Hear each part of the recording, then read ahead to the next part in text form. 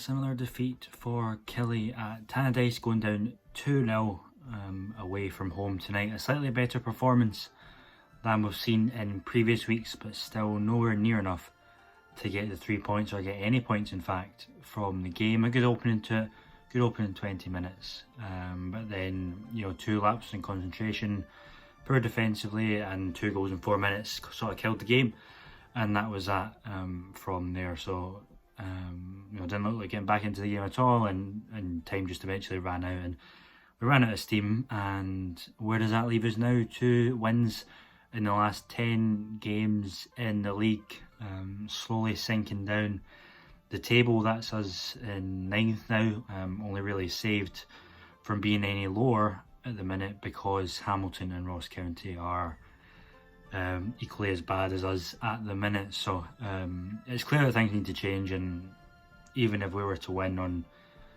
Saturday against Livingston, I think that things have gone too far now, that the fans are wanting change, and I think that's unfortunately what has to happen at the minute if we're going to try and escape this slump and make something out of the season, rather than, you know, leaving it right until the last couple of weeks to try and save ourselves from relegation or from the playoff.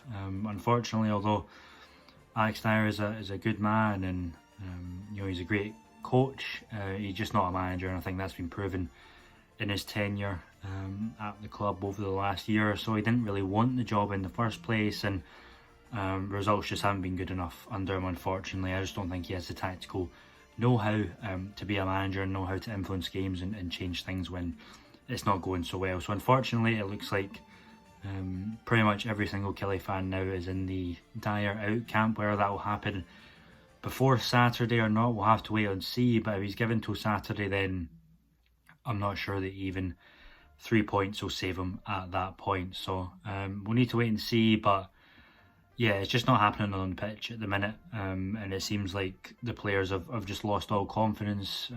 They've got no confidence that they can go out and win games and get in from games, and when we go behind especially, it's just, you know, everything's gone, everything's flat, and we just need someone to come in and inspire and just give a completely fresh start. So there's plenty of names out there. It'd be good to just, you know, throw the hat wide and see what kind of talent we can attract. We might surprise ourselves with what we can get. A lot of good managers out there at the minute that they don't have a job, so we can try and see how that is. But it's up to Billy Bowie, up to the board of directors to say to Alex that time is up. So whether they'll do that in the next few days, maybe even as early as tomorrow, or whether they'll wait a bit longer and wait after the Livingston game on Saturday, we'll have to wait and see. But I think it's clear that the fans have just lost all confidence in Alex Dyer, and when that happens, you know, there isn't really an alternative, and it's only a matter of time before the manager goes. So it's really unfortunate. You don't like to see a manager losing their job, especially so close to Christmas and with the current situation and whatnot, but